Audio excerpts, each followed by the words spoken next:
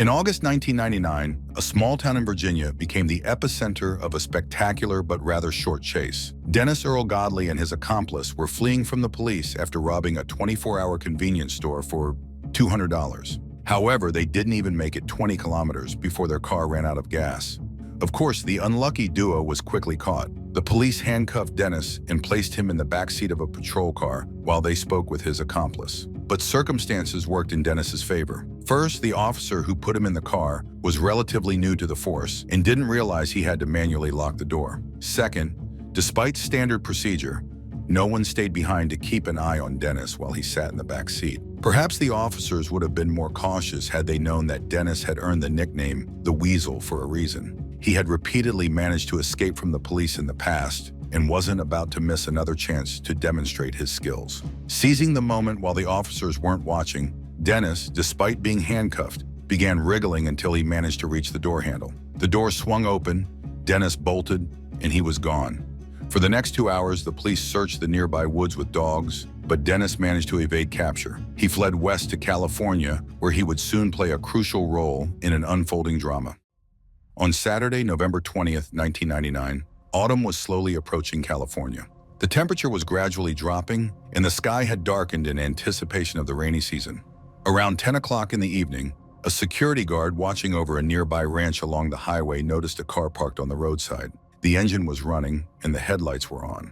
Finding this strange, he slowed down and approached the vehicle to check if the driver needed help. Looking through the driver's window, which was shattered, he was stunned. He immediately called the police and an ambulance, though paramedics would be of no use anymore. In the driver's seat sat a man with a gunshot wound near the bridge of his nose, likely an entry wound. Another wound was visible in the upper part of his chest. He was still strapped into his seatbelt, showing no signs of struggle or an attempt to escape. Beside him, a female passenger lay partially reclined in her seat. One of her legs hung out of the open door, and her body was riddled with bullet wounds, both front and back. Police also found smeared blood on the passenger side of the car and a single women's shoe lying near the door. It was evident that the wounded woman had, at some point, managed to get out of the car, attempting to flee from the killer. She left behind her shoe on the road and traces of blood on the door. However, for some reason, she had returned to the car, where she died. Thanks to their documents, both victims were identified at the scene. They were a married couple, Ken and Carolyn Stoll. The attack was not a robbery, as Carolyn's jewelry remained untouched, and both victims still had cash on them. Inside the car, police found Ken's mobile phones and pager. This suggested that for some reason, the couple had pulled over, only to be brutally gunned down. However, there were no shell casings at the scene. Investigators theorized that the killer either collected the casings or used a revolver, which retains spent casings in the cylinder. Most likely, the weapon was a .357 caliber revolver. The murderer had acted carefully, leaving behind no fingerprints, no DNA, and no other traces at the crime scene. Detectives examined Ken's pager to determine who had tried to contact him that day. For the most part, the calls were ordinary. For example, he received a call from the hospital and another from a friend whose computer had broken down. Ken might have been able to help fix it. In other words, investigators had nothing that could lead them to the killer. So they decided to look into the couple's personal lives and spoke with their relatives. Carolyn Sokolowski was born in Michigan in 1955 into a large and loving family. After receiving her education in Tennessee, she began building a career as an optometrist. However, Carolyn was always drawn to sunny California, so she decided to move there. Kenneth, or Ken Stoll, was born and raised in California. After graduating from university, he became an anesthesiologist. He served in the military, and upon returning, he opened his own successful clinic in California, about 60 kilometers south of Los Angeles. The two medical professionals, Ken and Carolyn, met through work. At the time, Carolyn was divorced, while Ken had been divorced twice and was raising a son. There was an immediate attraction between them, and they didn't let their 13-year age difference stop them from enjoying each other's company. In January 1988, they got married, wisely signing a prenuptial agreement. Their life together began like a fairy tale, and their acquaintances considered them the perfect couple. They focused on their careers, and everything about them suggested they were an ordinary couple with no enemies. However, when investigators dug deeper, they heard rumors about Ken's affairs. Carolyn was aware of his other women. According to her friends, Ken once told her, "That's just who I am. Accept it or leave." Carolyn considered divorce, but Ken's mother, who adored her daughter-in-law, convinced them to seek marriage counseling. It seemed to help until Ken started an affair with Adriana Vasco, a secretary in his office. Investigators were somewhat surprised to learn that the woman who had claimed to call Ken about a broken computer was also his mistress. Detectives pressed Adriana, and she admitted that she had an affair with Ken, but it was over, and they had remained just friends. Ken's infidelities indicated problems in his marriage to Carolyn, but they did nothing to bring investigators closer to solving the case. With no new leads, the murders were forgotten for 8 months. Then the case was handed over to 2 new detectives, who were given a clear directive: solve the murder of the 2 medical professionals at any cost. And the only name they had to work with was Adriana Vasco, Ken's former mistress. The investigators set out to learn everything they could about her. From childhood, life had been cruel to Adriana. She never knew her father, had a strained relationship with her mother, and suffered abuse at the hands of her stepfather. Deciding she had endured enough, she ran away at 16, bouncing between friends' and relatives' homes. She quickly realized she could use her looks and sensuality to get what she wanted from men. She gave them fantasies they were eager to indulge in. Many recalled that they could never get enough of Adriana's touch. However, she never had a lasting relationship. One unsuitable man replaced another, leaving her a single mother by the age of 25. But in 1992, it seemed luck had finally smiled upon her. She landed a job as a receptionist at a medical clinic where she met 57-year-old anesthesiologist Ken Stoll. At first, they were simply friendly, but before long, they started discussing their personal lives. Ken enjoyed the attention of a young, attractive woman, while Adriana appreciated that such a successful man was interested not just in her body, but also in her thoughts. The attraction between them was undeniable, and they soon gave in to it. Adriana gave Ken the wild, passionate sex life he had never experienced before. In return, Ken showered her with gifts and money. He bought her 2 cars, covered her rent, and paid for all her and her son's expenses. But one thing kept Adriana from fully enjoying their relationship. Ken was married. His wife, Carolyn, was a remarkable optometrist, successful in her own right. After 14 years of marriage, she and Ken had built a very comfortable life together. Everyone adored Carolyn. She was kind, friendly, and always smiling. No one had a bad word to say about her. No one except Adriana. Now the detectives wanted to discuss this love triangle. On October 11, 2000, almost a year after the murders, Adriana agreed to come down to the station. The detectives wanted to know why she and Ken had broken up if their relationship had been so perfect. As it turned out, after 3 years of being the other woman, Adriana wanted more. She gave Ken an ultimatum. Either he divorced his wife or he lost his mistress. Ken explained that, despite the prenuptial agreement, leaving Carolyn would financially devastate him. Adriana threw tantrums at the office, cried, demanded, but got nowhere. Finally, Adriana and Ken ended their affair but remained friends. However, during her conversation with detectives, Adriana casually mentioned that Carolyn had known about the affair almost from the very beginning. She had called Adriana, confronted her at work, and demanded that she leave Ken alone. Adriana had simply responded that she had no intention of doing so. Still, the affair ended. Ken focused on repairing his marriage, and on the night of his death, he and Carolyn had celebrated her 44th birthday at a restaurant. It was meant to be a pleasant surprise for Carolyn. She had mentioned it at work and had been looking forward to a wonderful evening. Tragically, it would be her last. Meanwhile, Adriana had moved on. She met a new man, Greg Stewart. Though they never married, they lived together and had a daughter. But after 3 years, in the summer of 1998, Adriana left Greg and moved into a new apartment. What she revealed next shocked the detectives. She claimed that Ken had been so addicted to her affection that he continued to take care of her and her children up until the day he died. He paid for her rent, food, clothing for both of her kids, and more. His death had shattered her. The investigators believed her. They didn't see her as a suspect. Why would she kill the golden goose? It simply didn't make sense. Adriana began to sob uncontrollably, and the detectives decided to take her home. She told them that after Ken's murder, she had to move in with her daughter's grandparents, Greg's parents, because she could no longer financially support herself and her children. When the investigators brought Adriana home, they met Greg Stewart, the father of her daughter. The detectives immediately saw that he was a simple, pleasant guy, and, as it turned out, quite talkative. Greg mentioned that he had known Ken. Adriana had introduced them. Then he casually dropped a bombshell that left the detectives stunned. He revealed that, during a night of drinking at a bar, Ken had tried to convince him to kill Carolyn. Of course, Greg had refused. The detectives hadn't seen this coming. Ken's desire to get rid of his wife made perfect sense. He had a history of affairs and didn't want to share his wealth with her in a divorce. But there was one major problem with this theory. Ken was dead too. The police had never considered that their victim might also be the mastermind behind a murder plot. To solve this puzzle, they needed to find the shooter, who now appeared to be a hired killer. As they were about to leave, one of the detectives suddenly asked Greg, if you were in my shoes, who would you suspect? Greg didn't hesitate. Adriana's new boyfriend, Tony. The detectives froze. They hadn't even known Adriana had a new boyfriend. She had talked extensively about Ken, mentioned Greg, but had never once brought up Tony. Who was this Tony? Since Adriana never liked being alone for too long, in 1999, she met and started dating a man who worked as a maintenance technician at her apartment complex, Tony Satin. He had come to fix something in her unit, and Adriana was immediately drawn to the rugged young man. She hoped Tony would be the man of her dreams, but in reality, she had once again fallen for the wrong guy. This time, probably the worst of them all. When the police became interested in Tony, they discovered that he no longer worked there. The officers ran his ID number, and what they found was shocking. The document was fake.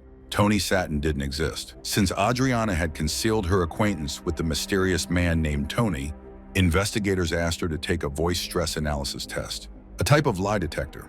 Strangely enough, the results were mostly in her favor.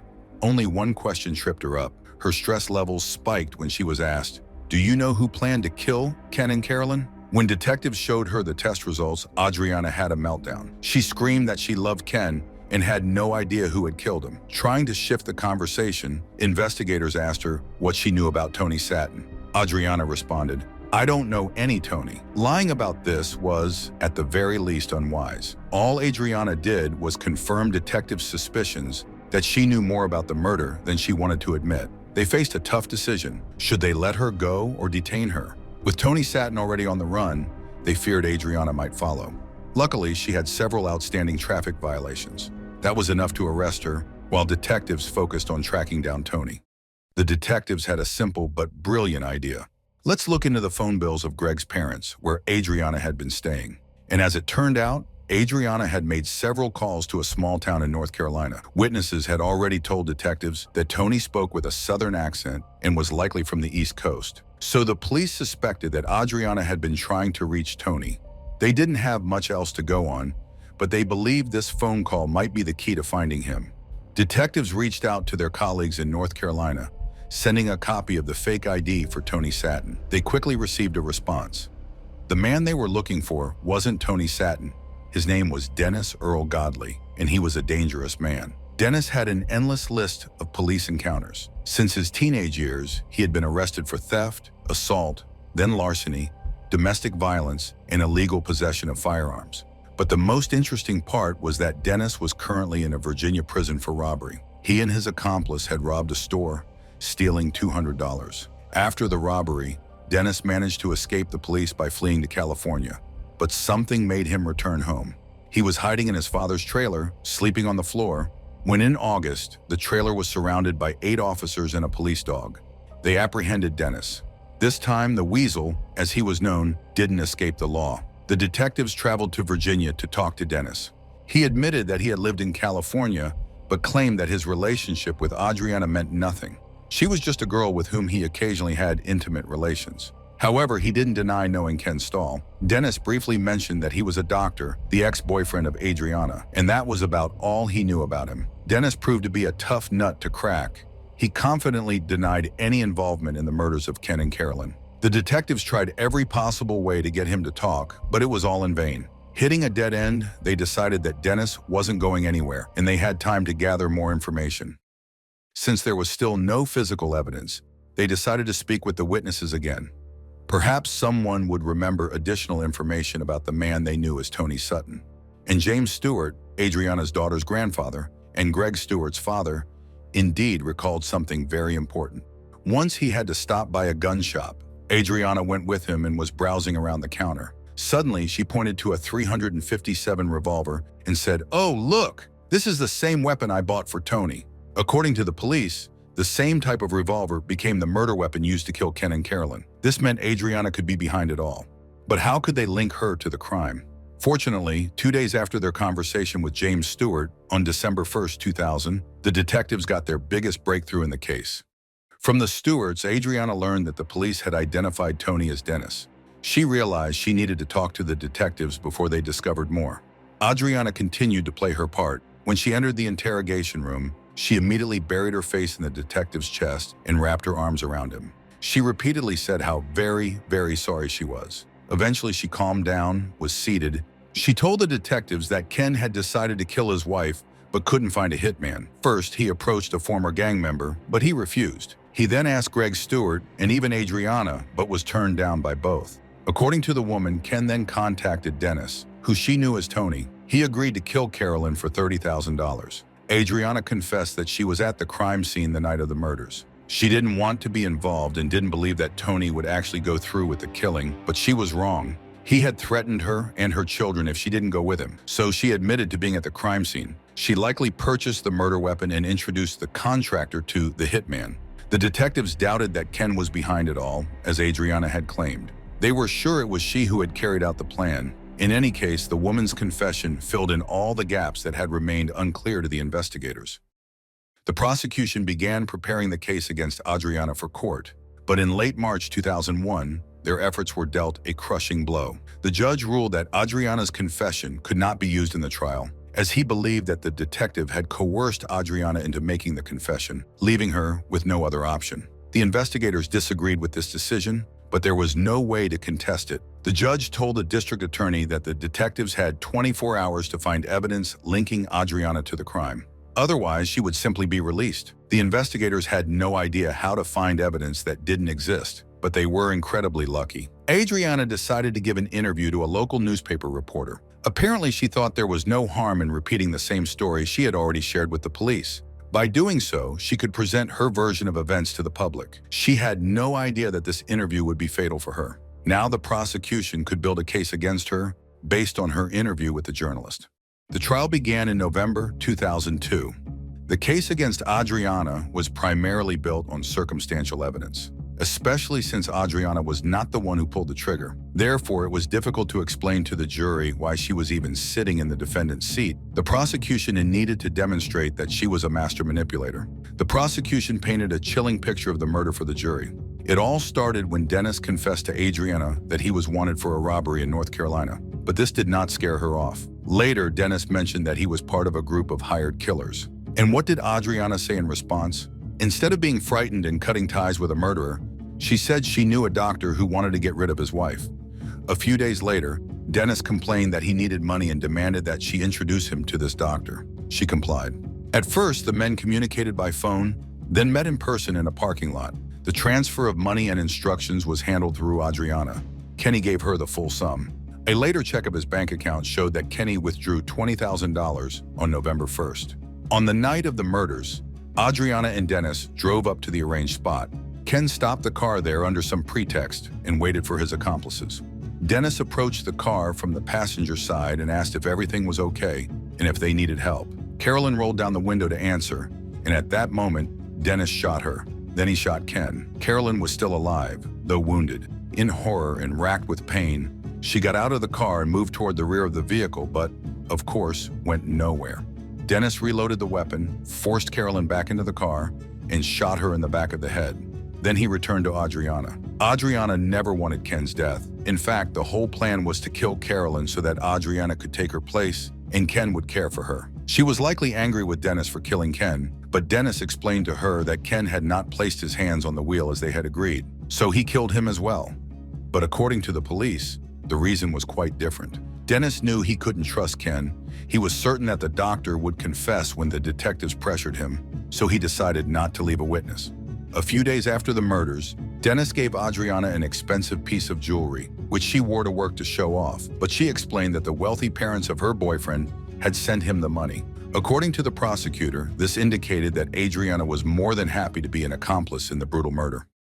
Adriana's lawyer chose a rather strange defense strategy for his client. He argued that she was, in essence, too dumb to pull off any of the things listed above. The real monster was Ken. He was the puppet master, not her. Since childhood, Adriana had dealt only with unscrupulous men, and as a result, she had been intimidated. She believed Dennis when he said he would kill her and her children, so she did everything he told her. The defense's goal was to have at least one juror believe her, so Adriana took the stand and, crying, claimed that she was also a victim. During cross-examination, the prosecutor easily caught her in a lie and showed that this was just another performance on her part. He presented a photograph taken at a party a month after the murders, where Adriana and Dennis were happily smiling. The prosecutor asked why she didn't look scared in that photo. Adriana, without thinking, blurted out, "I can play my role perfectly when I want to." The prosecutor paused, looked at the jury, and asked, "Really?" Moreover, on the night of the murders, Adriana was seen by neighbors, and she didn't appear scared. In general, it was an unusual and cold-blooded decision for a killer to bring a witness who could send him to prison for the rest of his life. And not just any witness, but a fragile woman who supposedly feared men. No, in the prosecutor's view, Dennis spared Adriana's life because she was his accomplice. She orchestrated everything. The fact that she was alive and sitting in the courtroom was the strongest evidence against her. Now the decision was up to the jury. They had to decide whether Adriana was an innocent pawn in Dennis's hands or the mastermind behind Carolyn's death. In November 2002, the jury found her guilty of first-degree murder for Carolyn's death and second-degree murder for Ken's death. She was sentenced to life in prison without the possibility of parole. Her appeal was unsuccessful. On May 21, 2004, following advice from his lawyer, the perpetrator Dennis Earl Godley agreed to a plea deal and confessed to 2 first-degree murders. He was sentenced to life in prison without the possibility of parole. Interestingly, before advising his client to accept the plea deal, his lawyer had planned to argue that Dennis had only killed one victim and that Carolyn had been killed by Adriana. Fortunately for Dennis, Carolyn's family opposed the death penalty and preferred that he spend the rest of his days in prison. Dennis's life sentence ended in 2012 when he died of cancer at the age of 42. This was the triumph of justice for Carolyn, the true victim of the crime, because Ken had signed his own death sentence.